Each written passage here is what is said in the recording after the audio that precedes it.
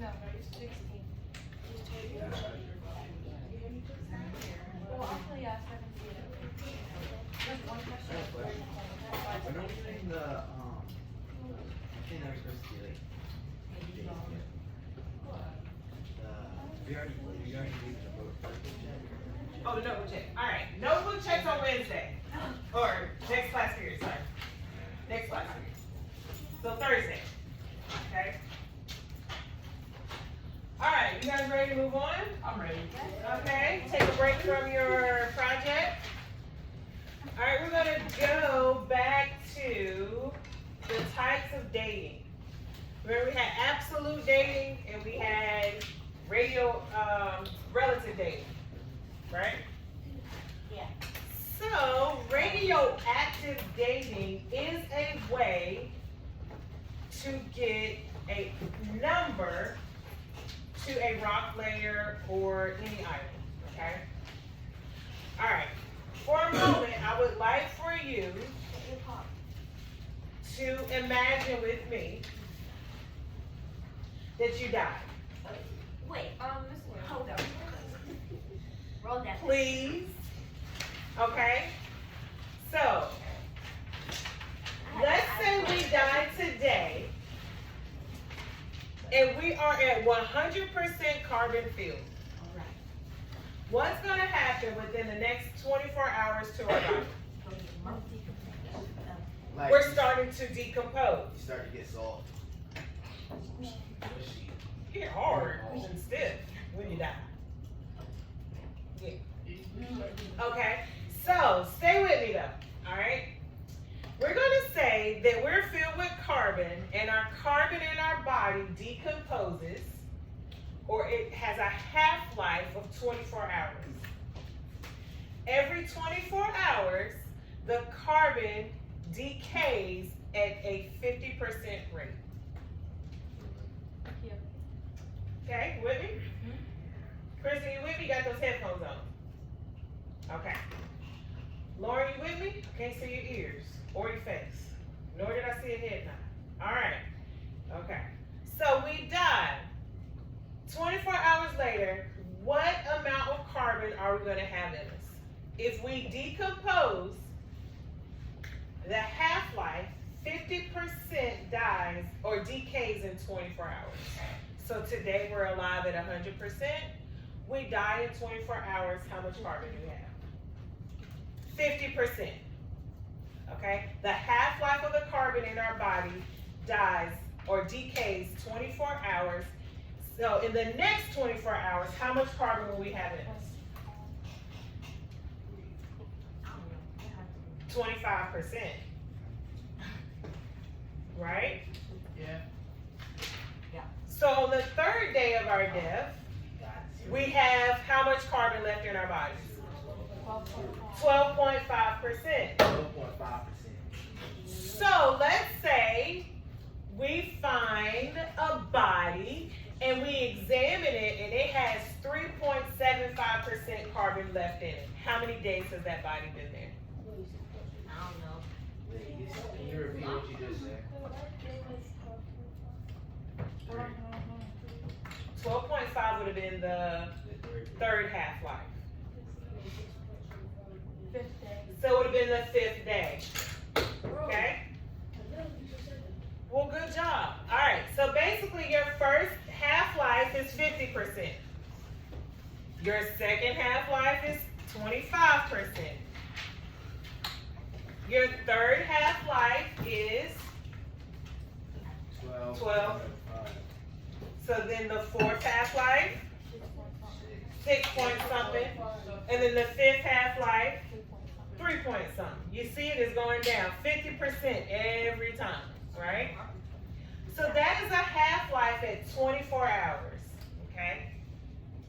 What if we could take a rock and look at this rock and see how much uranium is left in it, or carbon, or radon, okay? So again, if we found a body on the fifth day and we would see, or we found a body, we see how much carbon is left, we can date how long it's been there. So that same principle we're using with rocks, okay? All right, I'm gonna let this guy try to explain it to you and see if it makes a little bit more sense.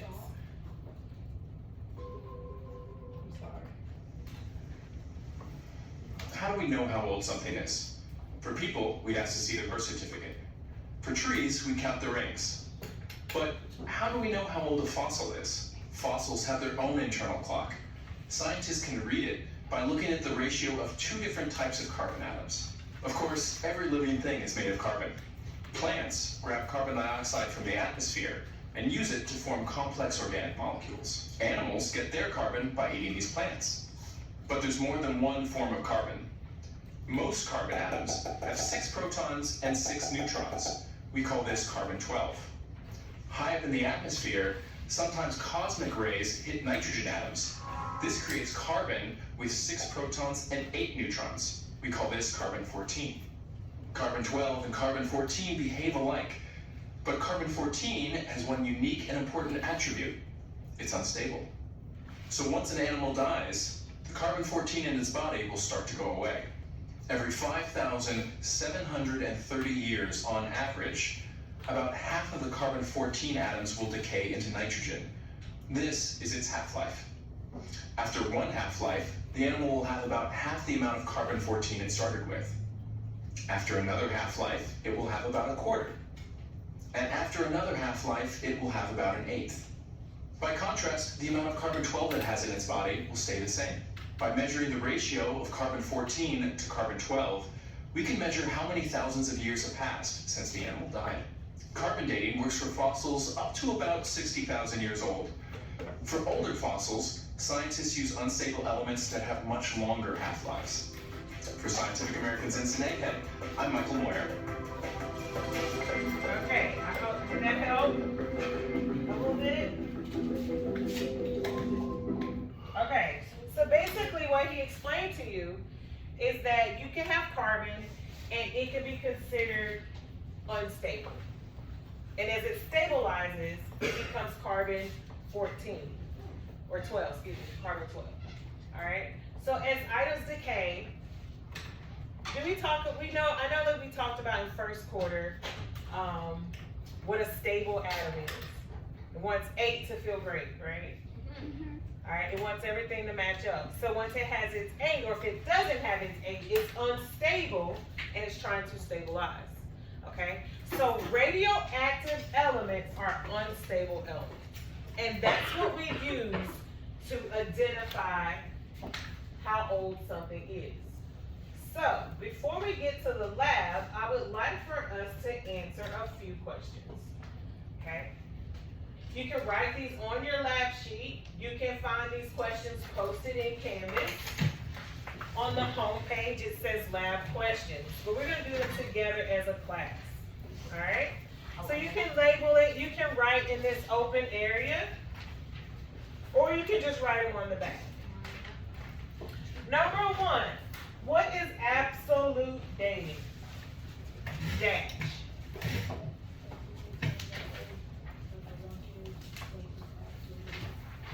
Everyone should already have their own definition of absolute dating.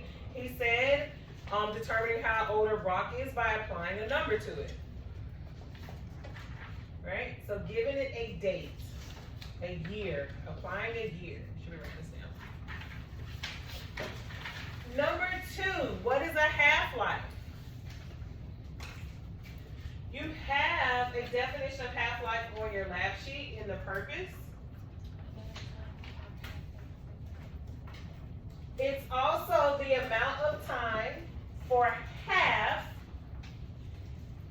of radioactive atoms to break down or decay. Okay? What is a half-life? A half-life is a predictable amount of time for half of the radioactive atoms to break down or decay. Should be writing that down. It's also in that first paragraph on your lab sheet.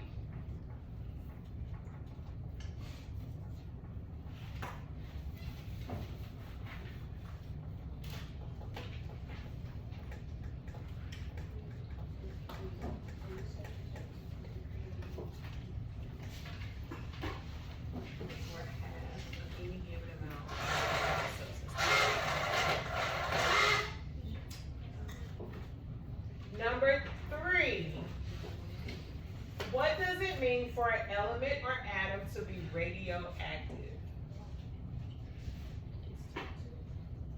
It's not necessarily that it's toxic. Now, radioactive material will give off light, it will give off heat. It can give off a lot of different things. But to be radioactive means that it's unstable. I was gives off. I was just thinking. Yeah, if you look up radioactive, it says it gives off energy.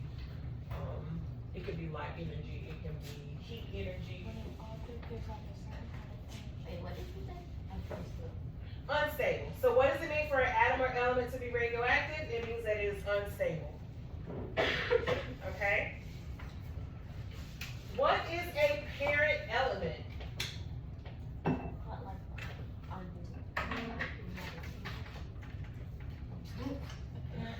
The radioactive element is called the parent element. So before it becomes stable, when it's unstable, it's the parent element. Are your parents stable? Yeah. Josh is like, yeah, I love my parents.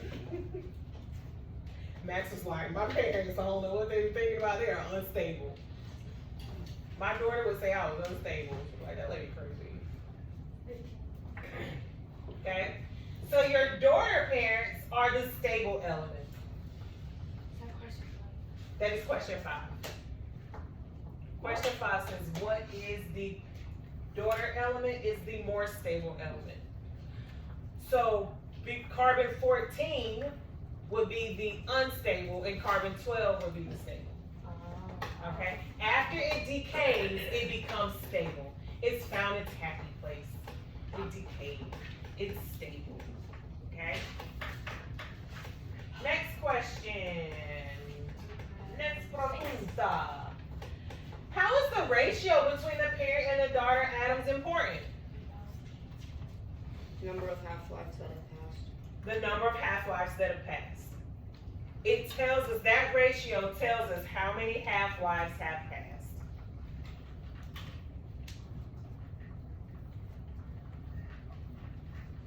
That is question number 6.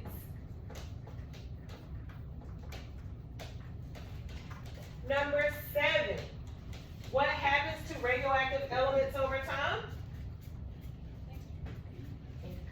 They become stable. Might take some few thousand years, take some a few billion years. But number 7, what happens to radioactive elements over time? Over time, radioactive elements become stable. We skip one? No, I didn't skip it. No.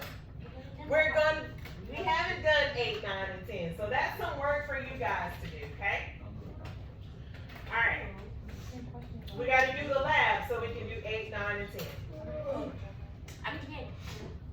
How many more questions? Okay, we can go ahead and do these as a class. Wait, do we still have? Oh my. No, you don't need your copy. Number 11. Which radioactive element, we do need to do this one as a class. So which radioactive element listed on the front would be the most helpful in determining the age of the Earth? So without even looking at those first, what would we need to determine the age of the Earth? How old is the Earth? 4.6 billion. So we need something that can last a couple of billion years. Yeah. Yeah. What lasts a couple of billion years, Ms. Bennett? A radioactive one? Yeah. All right, here goes some radioactive elements, and here are their half-lives. Uranium-238. Uranium does everything. Gives us nuclear power. Gives us radioactive dating. We've got radion. We've got radium.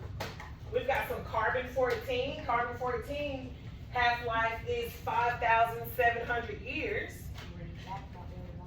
Not very long. But our plutonium, and radium and radon, right? Plutonium has a half-life of 80 million years. You could use plutonium maybe to date the Earth. But the best one would be your uranium-238. has the bigger half-life. Alright, so that was question number 11, which would be most helpful in determining the age of the Earth. We're gonna go with uranium-238 that has a half-life of 4.6 billion years. And for number 12. Number 11. Oh. Okay. What's the half-life? 2.5? The half-life is 4.6 billion.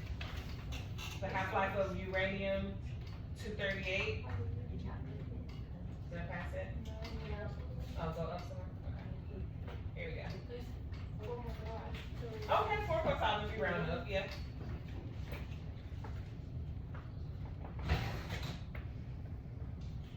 Alright, y'all ready to look at some graphs?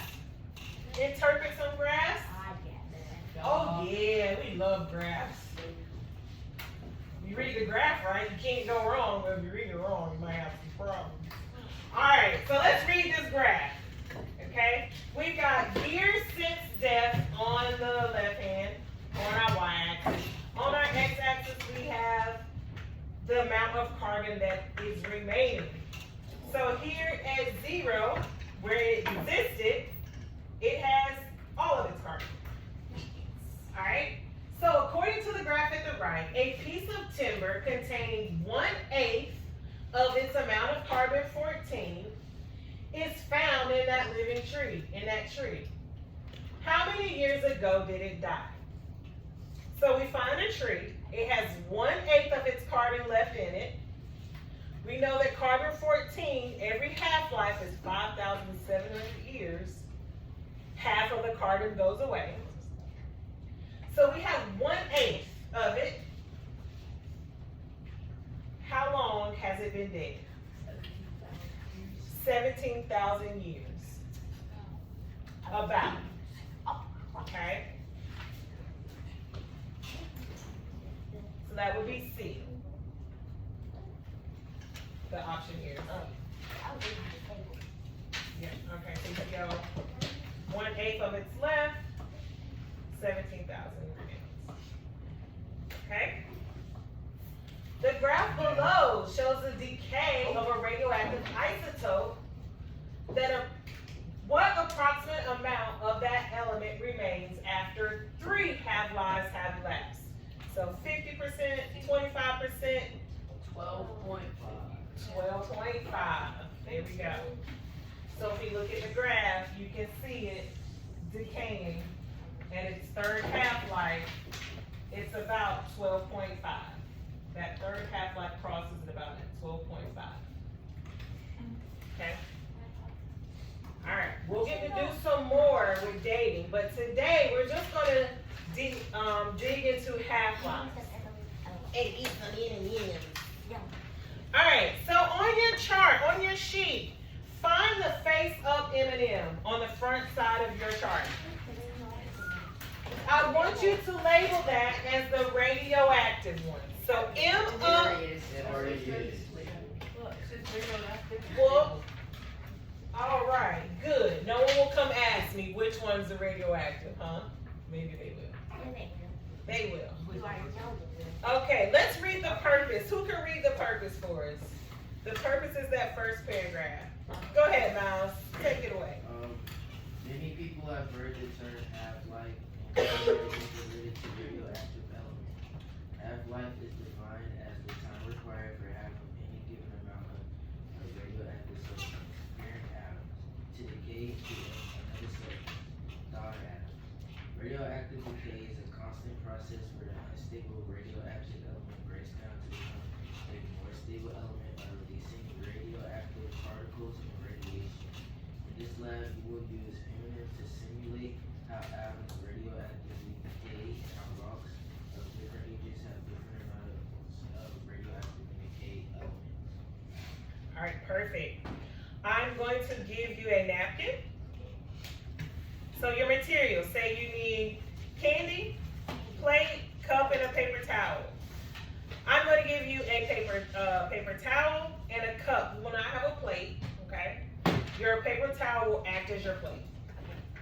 Everyone gets their own own M&Ms. I'll give the material manager 4 cups full of, and only one of them be full of M&Ms. Make sure everyone gets some M&Ms, okay? So the material manager will come get your tray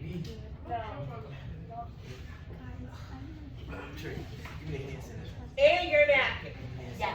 okay? All right, pick your material manager and they'll bring them back. Go back. Yep, use hand sanitizer, guys. If you need it. Go ahead and put all your Chromebook away. You won't need that.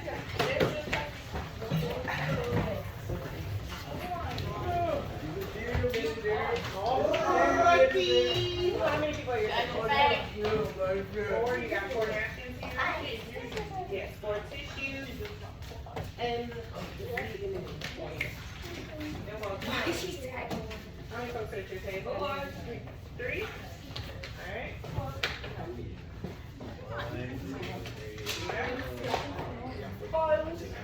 Trust me. It's over there. I'm gonna put this on the napkin.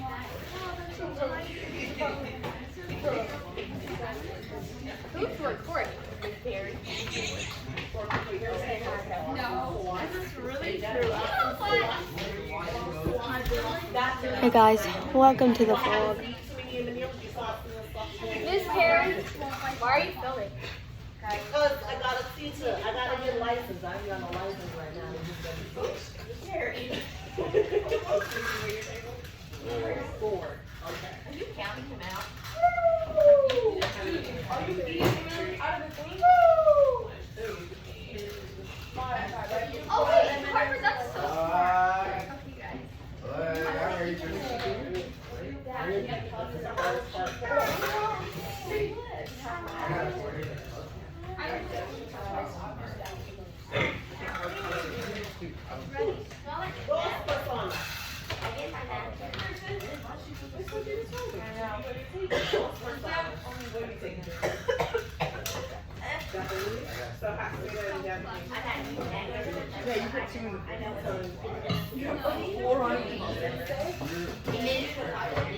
Yeah, Max.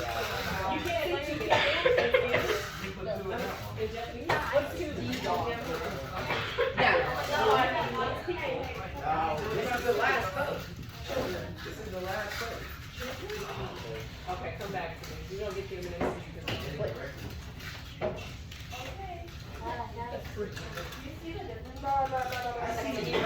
Any estudiantes take Japanese in this class? No. No. Only Brian? Anyone take Chinese? No. Cooper, how do you say 2 people, 2 kids, 2 students, what? What's 2? R. Okay, what's like a student or a child?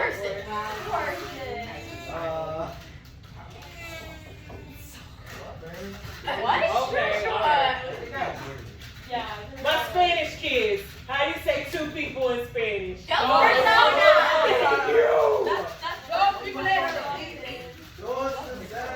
Alright, you guys ready for some M&M labs? Alright, first step. Well, this is the first step. Everyone has their own cup of M&Ms? No. Alright, divide the M&Ms up evenly in the cup. That's what Harper's doing. No, wait. Let me say. I'm dividing it evenly. I wouldn't let Carson touch all my M&Ms. What? I'm just saying. Yeah, but You don't have to touch everyone's M&Ms. Just pour them in the cups. What did Carson do wrong? I'm evenly split up. Alright, the next step. After you. What did he do wrong? Alright, don't shake the M&Ms on top. Alright, the second step. You should have your own M&Ms. Yes, I do. Pour them out in your open napkin.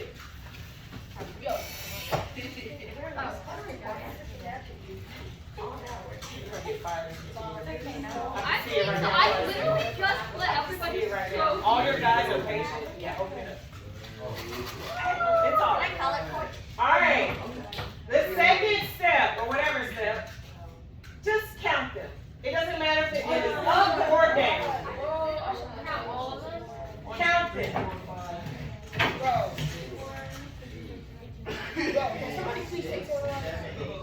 Count. They're all counting, Dad. Ready?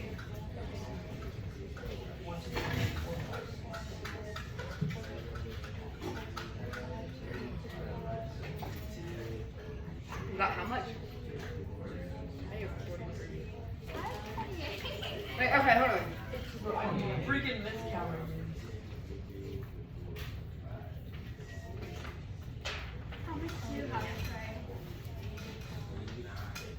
Okay, so 28 plus how much? What's 50? I got 39. I got 32. I got 38, 39, 40, 41, 42. Got 20. I just took 5. All right, write your total in that first box. Hold on, let me count out 28. You gotta write it twice. I really don't. But it's the way that it's We really write it in this. You gotta write it twice. Read the other box. I'm actually in my M&M. Here's the thing, I have some yellow ones and I can barely see it. 15 minus 6 is 42. Are you making a face down? You got your total? Yeah. Wait. Alright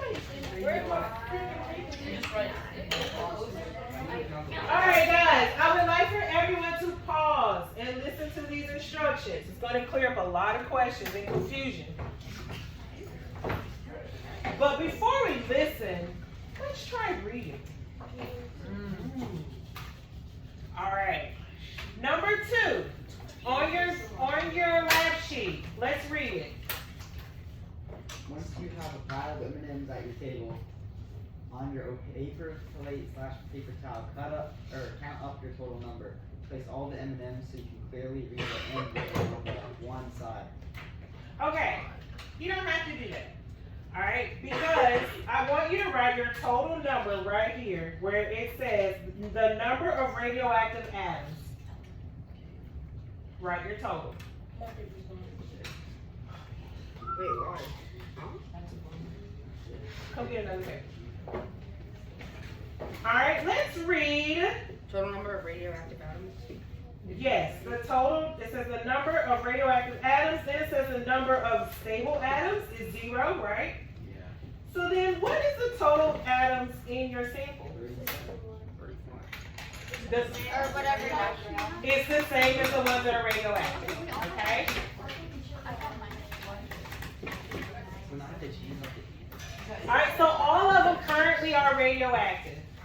Alright, place all of your M&Ms. Number 3 says, place all of your M&Ms in one plastic cup, shake it, and then empty it on your plate.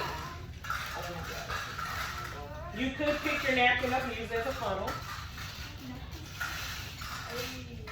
And then shake it. Shake it a little bit. Oh my god.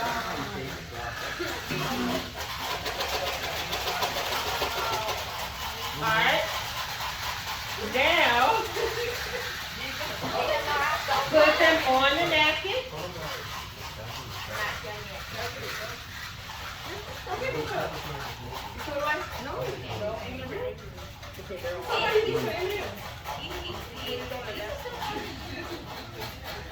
Okay.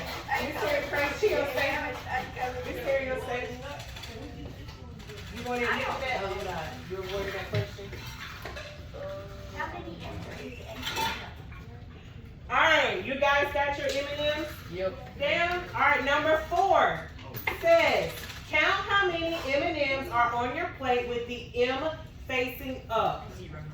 These are considered radioactive. So you're going to separate the M's up from the M's down. Separate them. Just slide them on over.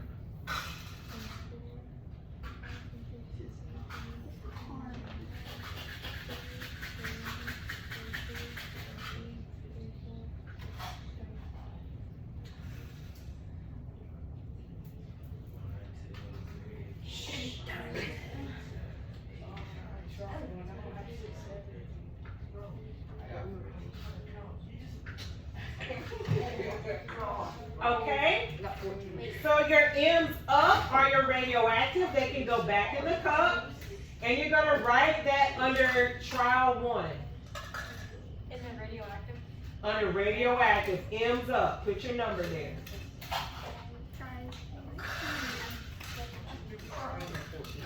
Then you're going to write your number of stable atoms. So that will be your blank M&Ms.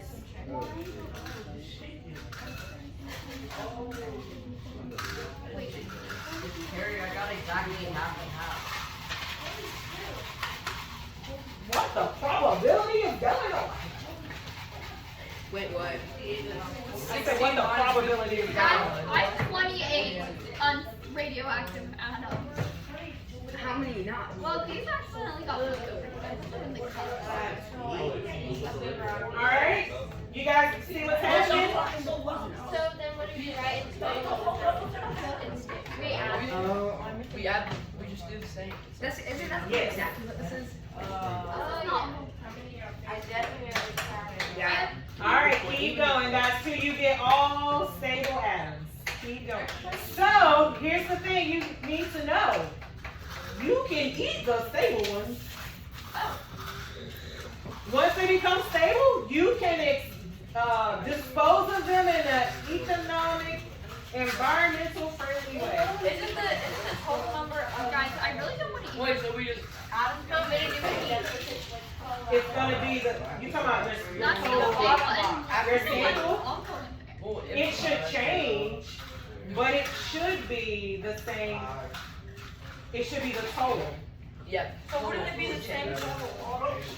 Not all the way through because you're removing the stable ones and then your sample size gets smaller and smaller. So yeah, you can be radioactive on some cup.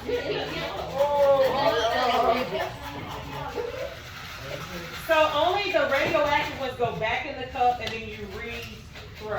No, well, oh my god, it's not on the cup. And they're on the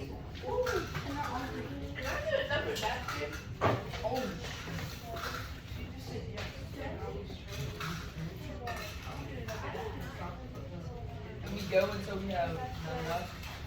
Yeah, then you go until they all become stable. Bro, give me all my stable ones really. Till they decompose all the way down. I need another. You need another what? Nine grades. You want another paper towel? So the number before would always be the same as the total. Right. Sample would be the number of radioactive.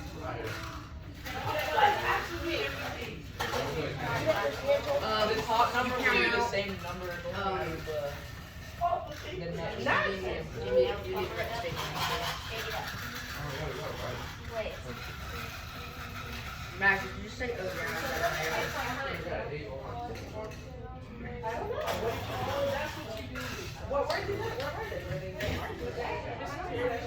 Did I really just get one sample? 20 radioactive. 20 radioactive, 8 stable. That are now radioactive. Stable and one radioactive. Yeah, you should Sorry, other way around. slowly become stable. No, I'm sorry. One radioactive and 8 stable. 4 went stable. Oh my god, bro, I should have just waited till the end. And I did them all at once.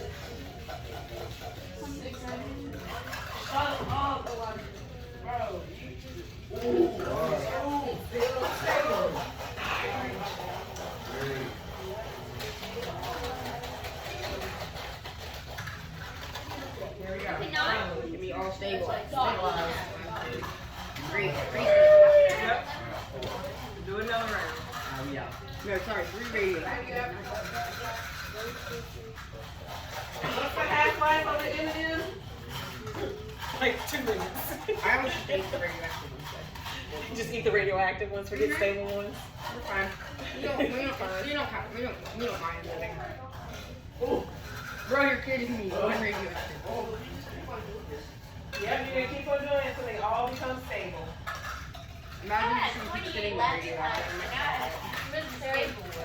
Guys, you only have Radioactive. 3 minutes left in class. you know what?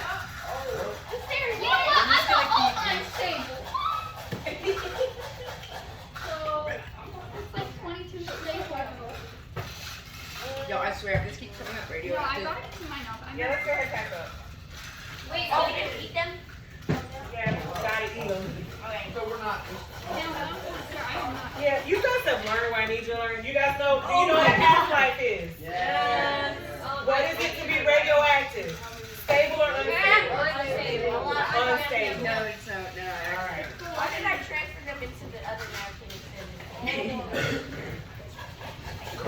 Make sure you don't leave any napkins behind. No! And throw your cups away. Only thing left I see on the table are trays. Not Trey Roper. Just Trey. The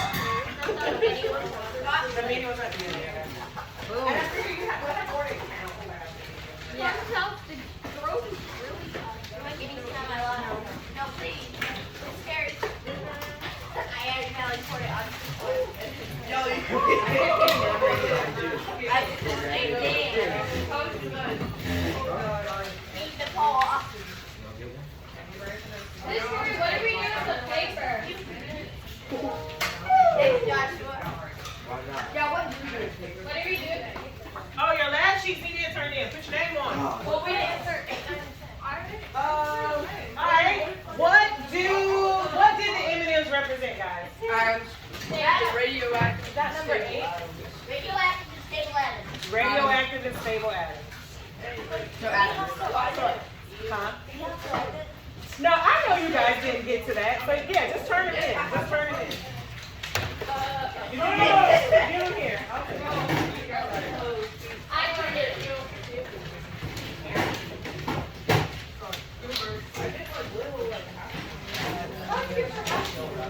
I drop mine.